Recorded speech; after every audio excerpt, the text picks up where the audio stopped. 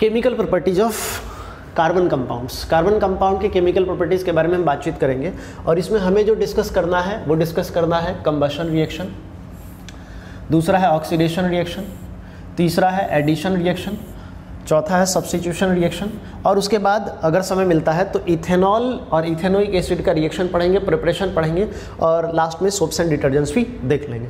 ठीक है, तो चलिए बिना टाइम वेस्ट किए हुए स्टार्ट करते हैं लेक्चर्स को। क्लियर? तो सबसे पहले हमारे पास है कॉम्बिनेशन रिएक्शन। कॉम्बिनेशन रिएक्शन मतलब क्या होगा?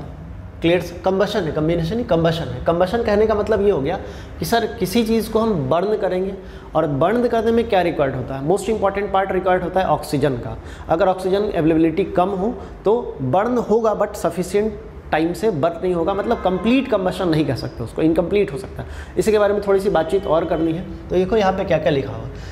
बर्न तो हमें क्या करना है? कार्बन को बर्न करना और कार्बन के साथ उसके एलोट्रोपिक फॉर्म को भी बर्न करना है। और हमने आपको क्या बोला है? ऑक्सीजन की रिक्वायरमेंट होगी बर्निंग में, मतलब बर्न करने में हमें क्या रिक्वायरमेंट होगा? ऑक्सीजन का। अच्छा, बर्न होने के बाद क्या क्या मिलेगा? मिलेगा हमें कार्बन डाइऑक्साइड और उसके साथ हमें क्या मिलेगा? Heat and light. अच्छा, ये पढ़ना इंपॉर्टेंट क्यों है सर? कार्बन डाइऑक्साइड हमें चाहिए क्यों? कार्बन डाइऑक्साइड के लिए तो हम नहीं बर्न करते हैं क्योंकि कार्बन डाइऑक्साइड हमारा मोस्ट इंपॉर्टेंट फैक्टर नहीं है। हमारा जो इंपॉर्टेंट फैक्टर है वो है हीट एंड लाइट। ठीक है, और इनिशियली क्या है, इंडिया में 1800 के अप्रॉक्स में 18 समथिंग में कुछ ऐसा कंबशन रिएक्शन किया गया था, मीथेन को बर्न किया गया था जिससे कि स्ट्रीट लाइट को बर्न किया गया था। वो मेंशन करना मैं भूल गया गलती से, बट बोल दे रहा हूँ, याद रखिएगा। स्ट्रीट लाइट को बॉम्बे में ही स्ट्रीट लाइट को इसके थ्रू लाइटिंग किया गया था। ठीक है, तो इसमें अभी क्या क्या देखना है? इसमें क्या देखना है? Most of the carbon compounds also release large amount of heat and light. देखो, large amount of heat and light का ही रिक्वायरमेंट है ऑन बर्निंग। मतलब अगर हमें heat and light huge amount में मिलेगा तो इसका कुछ ना कुछ हम यूज़ करने वाले हैं। क्लियर है? अब अगर हम कार्बन कंपाउंड को बर्न करते हैं या फिर कार्बन को बर्न करते हैं तो रिएक्शंस कैसा कैसा होता है? जैसे कि कार्बन को हमने बर्न किया, ऑक्सीजन के प्रेजेंस में हमें क्या मिला? कार्बन डाइऑक्साइड, और साथ में मिला हीट एंड लाइट जो कि मोस्ट इंपॉर्टेंट पार्ट है। फिर हमने यहाँ पे क्या ले लिया? मीथेन ले लिया। CH4 का मतलब मीथेन है। मीथेन को फिर से ऑक्सीजन के प्रेजेंस में बर्न कर दिया तो हमें मिला कार्बन डाइऑक्साइड और H2O, वाटर। अच्छा, ये दोनों गैसेस फॉर्म में ही होते हैं, ये दोनों गैसेस फॉर्म में होते हैं, साथ में हमें हीट एंड लाइट मिलता है। मतलब आपको दिख रहा है सर, पहले वाले रिएक्शन में भी हीट एंड लाइट मिला, दूसरे में मिला। फिर हमने क्या किया? इथेनॉल को बर्न किया। इथेनॉल को बर्न किया ऑक्सीजन के प्रेजेंस में, फिर हमको carbon dioxide heat and light. अच्छा, रिएक्शंस को हमने बैलेंस नहीं किया, आप बैलेंस कर सकते हैं, इसमें कोई बहुत बड़ी बात नहीं है, यह आता है आपको। साथ में हीट एंड लाइट मिला। अच्छा, एक चीज़ आप ऑब्जर्व करें, हर बार हम एक कार्बन कंपाउंड को बर्न करना है। इसमें हम कार्बन को किया, कार्बन के साथ हाइड्रोजन को किया, कार्बन के साथ मिथेनॉल को किया, मतलब मिथेनॉल इथेनॉल को सबको बर्न कर रहे हैं। बर्न करने के साथ क्या होता है कि हमारे पास जो हीट एंड लाइट मिल रहा है इसका अमाउंट वेरी कर रहा है, अमाउंट वेरी कर रहा है। इसमें जो अमाउंट हीट एंड लाइट मिलेगा इससे ज़्यादा यहाँ मिल रहा होगा और इससे ज़्यादा इसमें मिल रहा होगा। अच्छा, इसको हम लोग पढ़ेंगे भी, मतलब 11th में हम जाएंगे तो केमिकल बॉन्डिंग में पढ़ते हैं। As the molecular weight increases boiling point increases. मतलब क्या हो गया सर? उसके अंदर से जो हीट एनर्जी लिबरेट हो रहा है वो बढ़ेगा। ऑब्वियस सी बात है सर, इसके रिस्पेक्ट में जो होगा आपका इथेनॉल का, इसका मॉलिक्यूलर मास ज़्यादा होगा। क्लियर है? तो कंबशन रिएक्शन में हमारे पास ये रिएक्शंस थे, ये पढ़ लिए हैं। NCERT में इससे ज़्यादा अभी है नहीं, और आगे कंबशन, ऑक्सीडेशन, रिडक्शन, बहुत सारे सब्स्टिट्यूशन, एलिमिनेशन, बहुत सारे रिएक्शंस मिलेंगे आपको क्लास 12th में मिलेंगे। रिएक्शंस बहुत मिलेंगे। 11th में तो सिर्फ आपको कार्बन कंपाउंड्स के नोमेनक्लेचर, आइसोमेरिज्म पढ़ने हैं, उसके बाद आपका रिएक्शंस ही मिलता रहता है। ठीक है, तो देखते हैं नेक्स्ट क्या है। नेक्स्ट इसमें क्या क्या है? कंबशन किसका किसका किया जाता है, किसका नहीं किया जाता है। तो इसमें पहले दिया गया है सैचुरेटेड हाइड्रोकार्बन। सैचुरेटेड हाइड्रोकार्बन को अगर हम बर्न करेंगे तो हमें क्लियर फ्लेम मिलेगा। क्लियर फ्लेम कहने का मतलब सर ये कंप्लीट कंबशन होगा, इसका कंप्लीट कंबशन होगा। उसी तरह अगर अनसैचुरेटेड को हम बर्न करेंगे तो हमें क्या देगा? Yellow flame. पहले ही येलो लिख रखा है भाई साहब, येलो फ्लेम। मतलब क्या सर? इसका कंप्लीट कंबशन नहीं होने वाला है। ये मोस्ट इंपॉर्टेंट पॉइंट है, याद रखिएगा। अगर कंप्लीट कंबशन नहीं होगा तो रिलीज करेगा ब्लैक स्मोक और सॉटी फ्लेम। सॉटी डिपोजिशन मतलब कि आप लोग देखे होंगे कि गाँव में अगर दीपक जलाते हैं हम लोग तो उसके ऊपर अगर कुछ ऐसा पतरा डाल दीजिएगा तो उससे जो फ्लेम निकलता है और फ्लेम से जो यहाँ ब्लैक स्पॉट बनता है उसी को हम बोलते हैं यहाँ पे सॉटी डिपोजिट, या फिर ब्लैक स्पॉट भी कह सकते हैं ब्लैक स्मोक की वजह से। अच्छा, अगर सर हमारे पास मान लो सैचुरेटेड हाइड्रोकार्बन ही है, अगर सैचुरेटेड हाइड्रोकार्बन है, इसमें अगर सप्लाई कर दे एयर का लिमिटेड, एयर का सप्लाई कर दे लिमिटेड, तब भी यहाँ पे इनकम्प्लीट कंबशन होगा, तब भी यहाँ पे इनकम्प्लीट कंबशन होगा। किसका होगा सर? अनसेचुरेटेड नहीं, सेचुरेटेड हाइड्रोकार्बन का है, ठीक है, और वो भी सॉटी फ्लेम दे सकता है आपको। मतलब ध्यान रखिएगा कि अगर आपके पास सेचुरेटेड हाइड्रोकार्बन है और आप लिमिटेड अमाउंट ऑफ एयर को सप्लाई कर रहे हैं, मतलब कि एयर का सप्लाई को लिमिट कर रहे हैं, मतलब कम कर रहे हैं, तब भी आपको वो कंप्लीट कंबशन नहीं दे सकता। क्लियर है? वो इनकम्प्लीट कंबशन देगा और उसकी वजह से आपको मिल सकता है सॉटी फ्लेम या फिर ब्लैक स्मोक भी मिल सकता है। अच्छा, कंबशन करते हैं जनरली हम, अगर हम बात करें व्हीकल्स में अभी के टाइम में, तो हम पेट्रोल्स को कंबशन करते हैं, पेट्रोल से या फिर पेट्रोलियम प्रोडक्ट को कंबशन में लाते हैं। तो पेट्रोलियम प्रोडक्ट अगर हम कंबशन में लाते हैं तो कंबशन के कारण उससे जो रिलीज़ होता है, और रिलीज़ होता है वो होता है ऑक्साइड्स। किसके ऑक्साइड्स होते हैं सर? सल्फ़र और नाइट्रोजन के। ये बहुत बार पूछा गया है कि कंबशन में पेट्रोलियम प्रोडक्ट्स में आपको किसके ऑक्साइड्स मिलते हैं, तो आपको क्लियर याद होना चाहिए सर, सल्फ़र और नाइट्रोजन के ऑक्साइड्स मिलते हैं, ठीक है। और ये मेन पॉल्यूटेंट है, मेजर पॉल्यूटेंट है, और इन्वायरमेंट को तो ख़राब करते ही, अगर पॉल्यूटेंट है तो इन्वायरमेंट ख़राब करेंगे। क्लियर? मतलब सर सैचुरेटेड हो, अनसैचुरेटेड हो, इनकम्प्लीट कंबशन हो सकता है, सैचुरेटेड में तो नहीं होता है, बट अगर एयर का सप्लाई लिमिटेड करेंगे तो होगा। अनसैचुरेटेड में इनकम्प्लीट कंबशन होता है, येलो फ्लेम देता है और ब्लैक स्मोक या फिर सटी का डिपोजिशन होता है। इसमें मेन पॉइंट था पेट्रोलियम प्रोडक्ट। पेट्रोलियम प्रोडक्ट का जब कंबशन करेंगे तो हमें ऑक्साइड्स बनाता है। ऑक्साइड किसका बनाता है सर? सल्फर और नाइट्रोजन का, ठीक है। और ये हमारे मेजर पॉल्यूटेंट है इन्वायरमेंट के लिए। चलिए, हमारे पास अब दूसरा रिएक्शन है oxidation reaction. Oxidation reaction, oxidation करने का मतलब सीधा होता है सर एडिशन ऑफ ऑक्सीजन, कह सकते हैं क्या? Addition of oxygen, addition of oxygen. अगर ऑक्सीजन का एडिशन हो रहा है तो इस रिएक्शन को हम क्या कह सकते हैं सर? ऑक्सीडेशन हो रहा है। अच्छा, इसमें क्या लिखा हुआ है कि carbon compound can be easily oxidised on combustion. अभी जस्ट थोड़ी देर पहले हम कंबशन किए हैं, वहाँ भी देखिए सर क्या हुआ है, यहाँ भी क्या हुआ है सर? एडिशन ऑफ ऑक्सीजन ही हुआ, ऑक्सीजन का एडिशन चल रहा है। मतलब क्या ये हम कह सकते हैं कि सर ऑक्सीडेशन रिएक्शन है? तो बिल्कुल सही है, ये ऑक्सीडेशन रिएक्शन है। और इसमें क्या करना है, इसमें हमारे पास जो पहला रिएक्शन है, ये सीबीएसई पूछता है कि अल्कोहल को कार्बोक्सिलिक एसिड में कैसे कन्वर्ट करना है। तो अल्कोहल, ये हमारे पास क्या है? 2 कार्बन है तो इथेनॉल, इथेनॉल, ठीक है। इथेनॉल को कन्वर्ट किया गया है इथेनोइक एसिड में,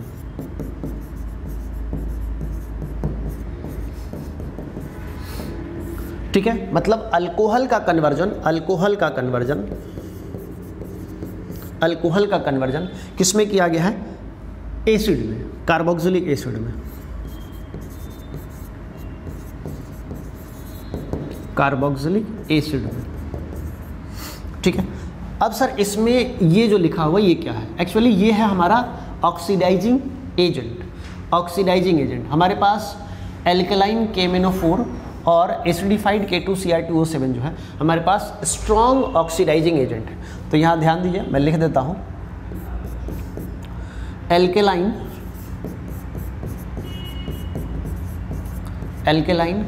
KMnO4 एंड एसिडिफाइड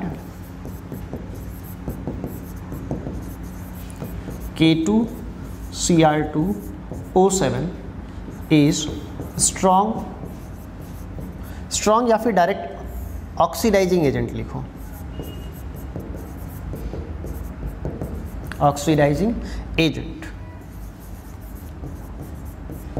ये पूछा जाता है कि सर एल्केलाइन KMnO4 या फिर एसिडिफाइड K2Cr2O7 क्या है? तो ये ऑक्सीडाइजिंग एजेंट है। और हीट का इस्तेमाल इसलिए कर दिया गया है यहाँ पे ताकि ये रिएक्शन ईजिली कंप्लीट हो जाए और आसानी से हो जाए। अच्छा सर, इसका नाम क्या है? इसका नाम आपको पता है क्या है? इसका नाम पोटेशियम परमैंगनेट है, पोटेशियम परमैंगनेट। इसका नाम पोटेशियम परमैंगनेट है। मैं यहाँ लिख देता हूँ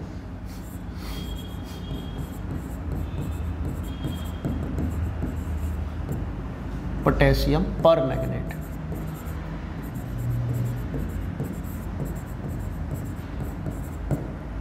पोटेशियम परमैंगनेट। और इसका नाम पोटेशियम डाइक्रोमेट है, पोटेशियम डाइक्रोमेट, ये ध्यान रखिएगा, ये हमारे पास इसका नाम है पोटेशियम परमैंगनेट और पोटेशियम डाइक्रोमेट। क्लियर है?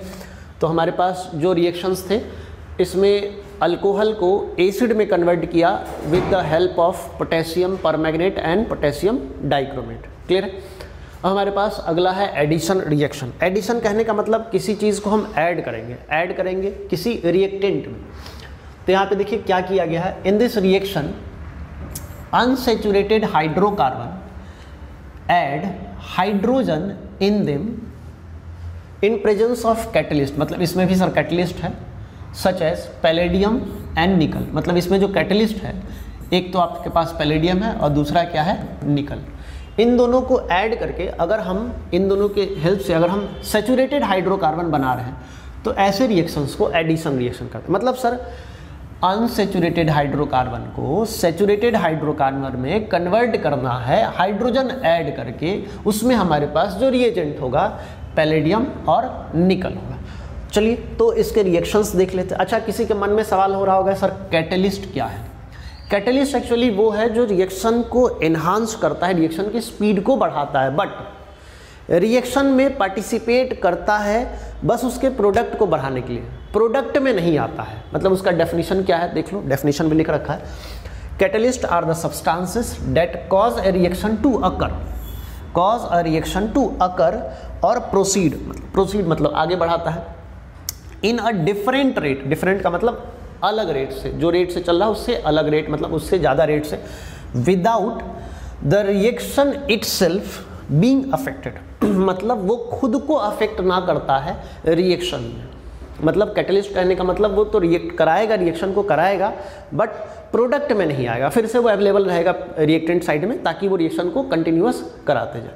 ठीक है, तो इसके रिएक्शंस आगे होंगे, लिख रखे हमने, अनसैचुरेटेड को सैचुरेटेड में कन्वर्ट करने के लिए। हमारे पास ये अनसैचुरेटेड आपको दिख रहा है, ये डबल बॉन्ड की वजह से, और इसमें निकल और पैलेडियम हमने कैटलिस्ट की तरह इस्तेमाल किया। हमने एडिशन किसका किया है, हाइड्रोजन का, और हमको क्या मिल गया है, सैचुरेटेड कंपाउंड,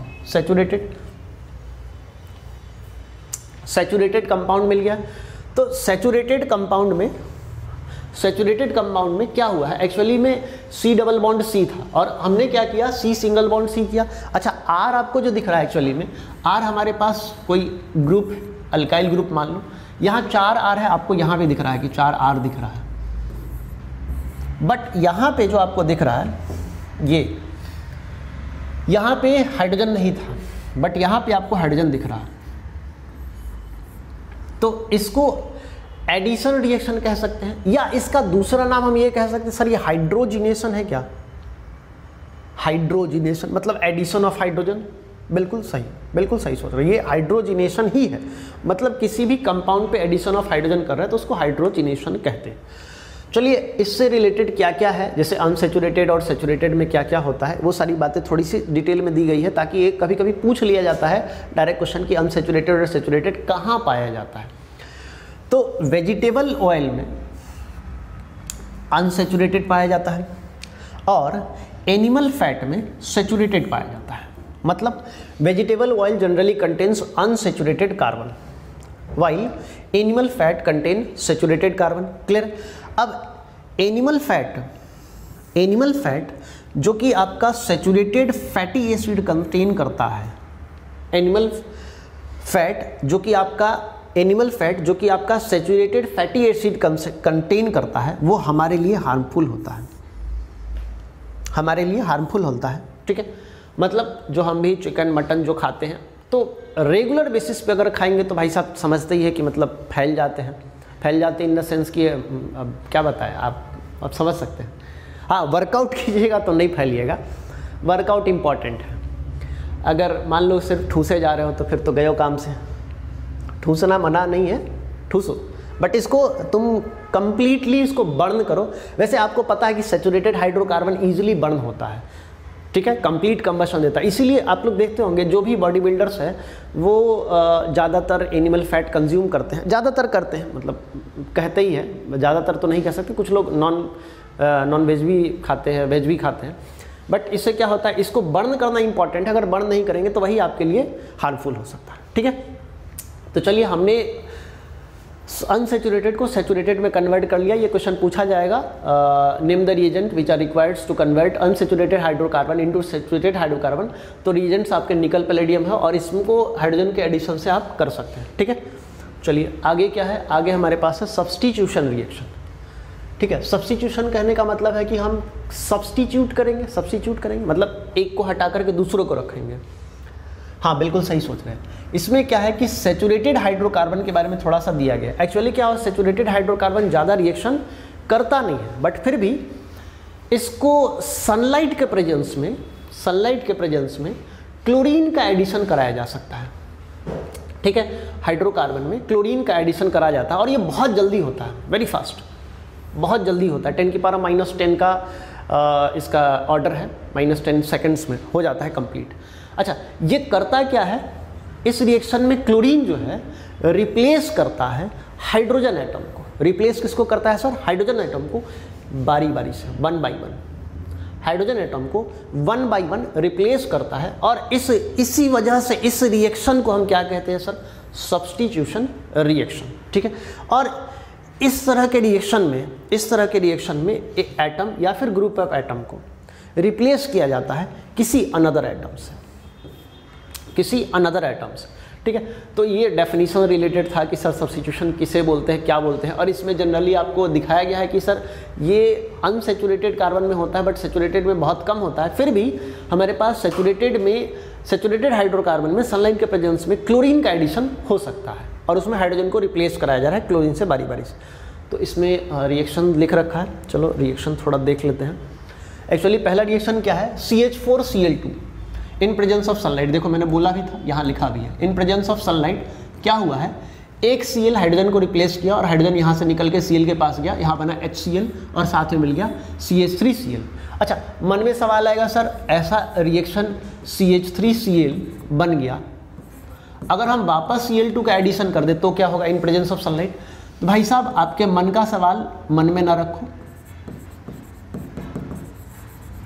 इसको सॉल्व कर दो। तो यहाँ पे आपको क्या होगा, फिर से एक हाइड्रोजन हटेगा तो CH2Cl2 बनेगा, CH2Cl2 और साथ में निकलेगा HCl। अगर आपके मन में आएगा सर फिर से कर दूँ तो CH2Cl2 फिर से Cl2 का एडिशन कर दूँ इन प्रेजेंस ऑफ सनलाइट, तो क्या होगा, वापस से हमारे पास CHCl3 बनेगा और साथ में बनेगा HCl।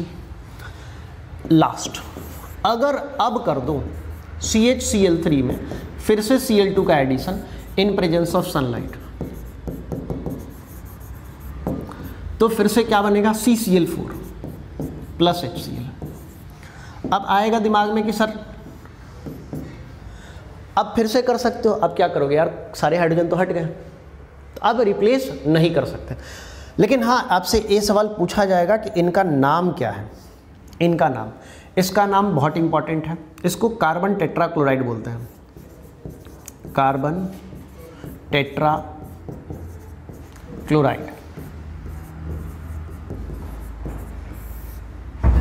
अच्छा, इसका नाम कोई बोलो, इसका नाम क्या होगा, क्लोरोमिथाइल, क्लोरोमिथाइल। नोमेनक्लेचर में बताया है मैंने, क्लोरीन लगा है एक मिथाइल पे तो क्लोरोमिथाइल इसका नाम होगा। तो इसका नाम ड्राई क्लोरोमिथाइल,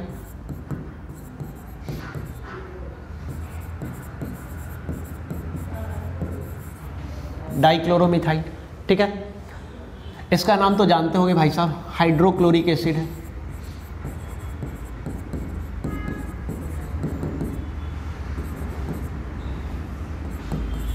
ये हमारे पास हाइड्रोक्लोरिक एसिड, क्लियर। अब एक्चुअली में क्या हो रहा है कि ये जो पूरा का पूरा रिएक्शन चल रहा है इसमें सिर्फ हम क्लोरीन को ऐड कर रहे हैं, इसमें क्लोरीन को ऐड कर रहे हैं। तो एक्चुअली इस रिएक्शन को हम क्लोरीनेशन भी कह सकते हैं। इस रिएक्शन को क्लोरीनेशन भी कह सकते हैं, एडिशन ऑफ क्लोरीन को क्लोरीनेशन भी कह सकते हैं। अब इसी में क्या होता है, एक रिएक्शन और हो सकता है, अगर ब्रोमीन का एडिशन कर दिया तो उसको ब्रोमिनेशन कह सकते हैं। बट आपको एनसीईआरटी में इससे ज़्यादा पूछा नहीं गया, एक ही रिएक्शन है ऊपर वाला, बाकी तीन मैंने खुद से डाल दिया है। क्यों डाला है इसका पीछे रीज़न है, यहाँ पे क्लियरली मेंशन है कि 1 बाई 1 एक एक करके क्लोरीन हटाते जाएगा उस हाइड्रोजन एटम को और फिर वापस वो क्लोरीन सब्स्टिट्यूट करता चला जाएगा। ठीक है, तो चलिए आगे चलते हैं। आगे क्या हमारे पास, आगे इथेनॉल है। अच्छा ये तो बड़ा सुंदर है यार, लिख लो पहले, CH3 सिंगल बॉन्ड CH2OH। किसी के मन में ख्याल आ रहा होगा सर बहुत टाइम हो गया इसको देखे हुए। अरे भाई कुछ ही दिन पहले देखे हो ना, 20 दिन पहले तो देखे होगे 31 की नाइट में, है ना। अभी देख लो, खुश हो जाओ। हाँ, इसका रिएक्शन किसके साथ है, इसका रिएक्शन क्या है, सोडियम के साथ है। सोडियम कहने का मतलब Na, बहुत ज़्यादा रिएक्टिव, मतलब इसको भी नहीं छोड़ता है, ये तुमको नहीं छोड़ता है और सोडियम इसको नहीं छोड़ता। आप सोच लो इनके बीच में क्या रिलेशन है। ये हमारे पास जो है इथेनॉल है, ठीक है, और सोडियम इसके हाइड्रोजन को रिप्लेस किया और हाइड्रोजन को रिप्लेस करके यहाँ पे प्रेजेंट हो गया। ठीक है, तो इसका नाम सोडियम इथॉक्साइड होता है, सोडियम इथॉक्साइड। क्लियर है। और एक्चुअली में यही रिएक्शन पूछा जाता है कि अगर अल्कोहल में सोडियम का एडिशन होगा तो क्या बनेगा, तो सोडियम हाइड्रोजन को रिप्लेस करेगा और साथ में आपको सोडियम इथॉक्साइड बनाएगा। ये कैसे बनाता है, इसमें कुछ है नहीं, रिएक्टिविटी ऑर्डर है। हाइड्रोजन लेस रिएक्टिव सोडियम से है तो सोडियम हटा दिया हाइड्रोजन को और यहाँ पे खुद आके लग गया, काम खत्म। क्लियर। अच्छा तुम्हारे मन में सवाल आएगा सर तो बाकी हाइड्रोजन को क्यों नहीं हटाया, ये सवाल अभी मत पूछो, ये सवाल 11th में पूछोगे, अच्छे से बताएंगे, अभी नहीं बताएंगे क्योंकि अभी तुम्हारे पास ये सीखने का समय नहीं है। क्लियर। अब हमारे पास वापस क्या है, अनसैचुरेटेड हाइड्रोकार्बन। अनसैचुरेटेड हाइड्रोकार्बन के साथ कैसे रिएक्शन कराना है, मतलब अनसैचुरेटेड हाइड्रोकार्बन बनाना है। ठीक है, तो CH3 CH2OH हमारे पास फिर से क्या है, इथेनॉल है, इथेनॉल। इथेनॉल, और इथेनॉल में हमने क्या डाल दिया है, कंसंट्रेटेड सल्फ्यूरिक एसिड। कंसंट्रेटेड लेना इंपॉर्टेंट है क्योंकि कंसंट्रेटेड नहीं लेंगे तो यहाँ से H2O को निकाल नहीं पाएगा। एक्चुअली यहाँ से OH निकालता है और यहाँ से एक हाइड्रोजन निकालता है, OH माइनस और यहाँ से H प्लस, तो यहाँ से प्लस बनता है और यहाँ बनता है माइनस, प्लस माइनस मिलके बॉन्ड बनाते हैं। और आपको देखो यहाँ पे दिख रहा है बॉन्ड, डबल बॉन्ड, और साथ में क्या मिल रहा है आपको, H2। तो CH2 डबल बॉन्ड CH2 आपका ये प्रोडक्ट बनता है और ये आपको हो जाता है अनसैचुरेटेड।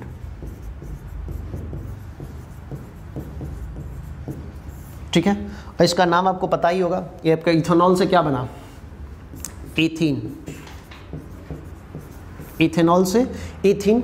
यहाँ पे आपको H2SO4 जो है एक रिएजेंट है जो कि डिहाइड्रेटिंग रिएजेंट के नाम से बोला। डिहाइड्रेटिंग कहने का मतलब क्या हो गया, मतलब डिहाइड्रेशन सुने हो, डिहाइड्रेशन सुने होगे, बहुत बार सुने होगे सर गर्मी के दिनों में डिहाइड्रेशन होता है, मतलब बॉडी से पानी निकलता है।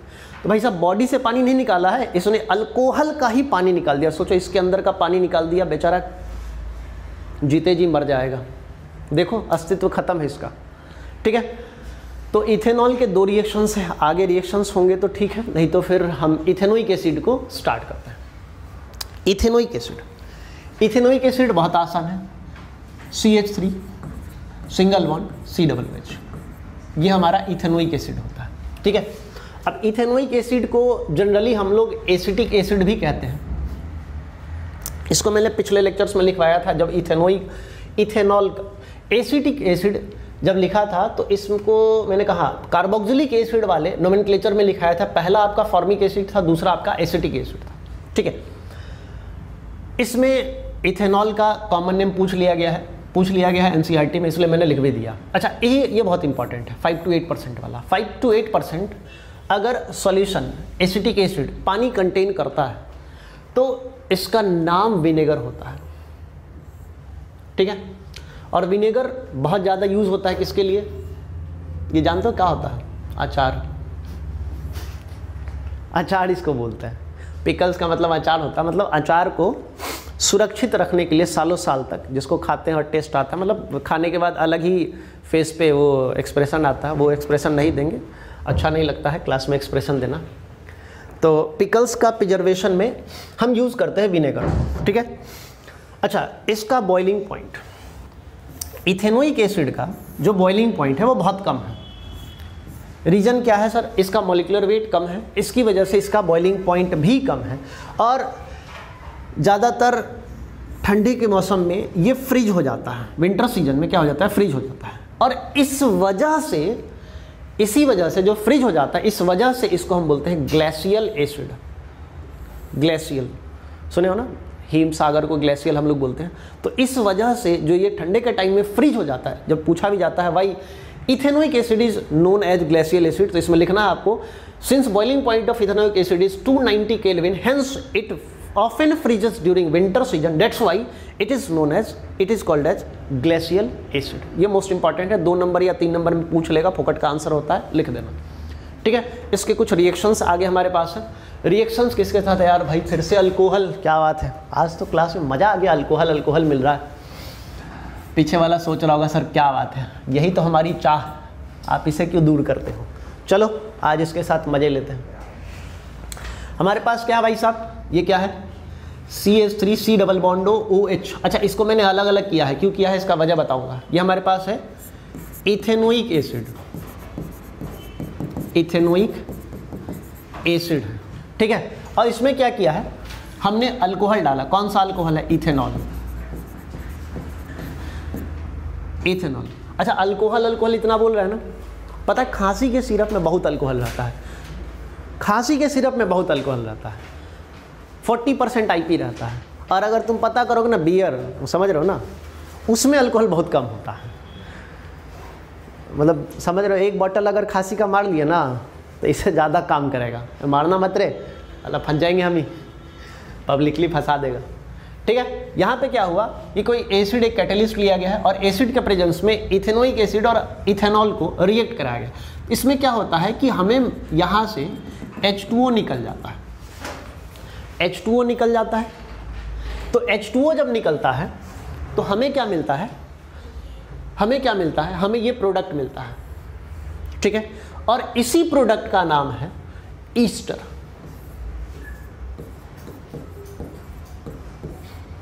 Most important, Easter. और ईस्टर का नोमेनक्लेचर मैं जस्ट पिछले क्लास में करवाया हूं।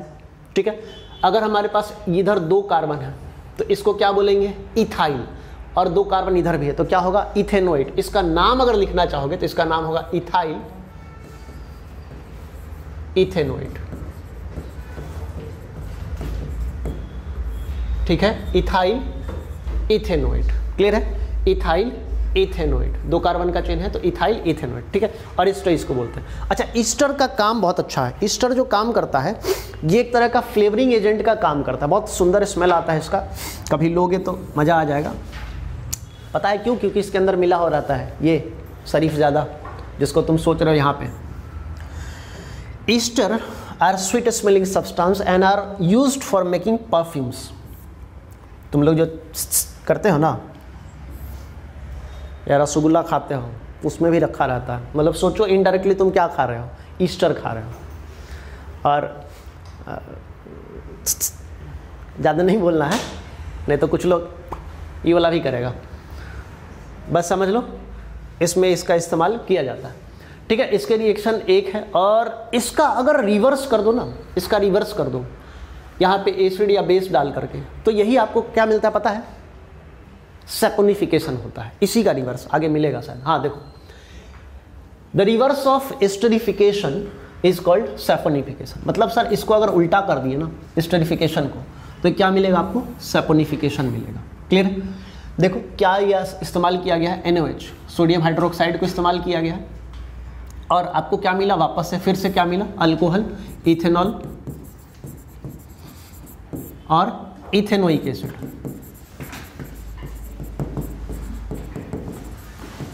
आपको वापस से इथेनॉल और इथेनोइक एसिड मिला। ठीक है, अब हमारे पास क्या है कि अब हम इथेनोइक एसिड का पहला तो रिएक्शन हमने कर लिया NaOH के साथ, उससे पहले कर लिया एसिड के साथ। अब हमारे पास जो रिएक्शन है वापस हमारे पास बेस के साथ रिएक्शन, डायरेक्ट बेस के साथ क्या होता है। पहला हमने किया है एसिड का अल्कोहल के साथ, दूसरा हमने क्या किया है, इसका रिवर्स कर दिया है बेस के साथ, तीसरा डायरेक्ट इसके साथ करो, मतलब इथेनोइक एसिड का डायरेक्ट अल्कोहल के साथ करो तो क्या होता है। यहाँ भी देखो कुछ नहीं, सोडियम आपका ज़्यादा रिएक्टिव है, फिर से इस हाइड्रोजन को हटाएगा और आपको फिर से क्या मिल गया, सोडियम एसीटेट। अच्छा, ये चीज़ शायद पहले अभी तुरंत मिला आपको, ठीक है, तुरंत मिला है, क्लियर है। तो ये चीज़ आपको ध्यान रखना है कि सोडियम एसीटेट आप 2 फॉर्म से निकाल सकते हैं। क्लियर है? इसमें साथ में आपको वाटर भी मिलता है। एक लास्ट रिएक्शन है जिसमें हम लोग रिएक्शन विथ कार्बोनेट और हाइड्रोजन कार्बोनेट के साथ करते हैं। मतलब इसका रिएक्शन या तो कार्बोनेट या फिर हाइड्रोजन कार्बोनेट के साथ करेंगे। तो अगर हम कार्बोनेट के साथ करें तो हमको क्या मिलता है? Sodium ethoxide. क्या वही है क्या जो ऊपर दिख रहा है? बिल्कुल सही, सोडियम इथॉक्साइड। या तुम करो कार्बोनेट या फिर हाइड्रोजन कार्बोनेट। इसको कार्बोनेट बोलते हैं और इसको हाइड्रोजन कार्बोनेट। ठीक है, सोडियम कार्बोनेट और सोडियम हाइड्रोजन कार्बोनेट इसका नाम है। दोनों में आपका जो प्रोडक्ट है, दोनों में प्रोडक्ट आपको एक ही मिल रहा है, जो कि मिल रहा है सोडियम एसीटेट और साथ में CO2H2O लिबरेट हो रहा है। क्लियर है? तो ये टोटल रिएक्शंस जो हमें पढ़ने थे, इन टोटल रिएक्शंस को आज हमने निपटा लिया है। और हमारे पास शायद एक चीज़ बाकी रह गया है, सोप्स एंड डिटर्जेंट्स। उसको नेक्स्ट लेक्चर में कर लेंगे। ठीक है, तो आज के लिए इतना ही, मिलते हैं अगले लेक्चर में। धन्यवाद।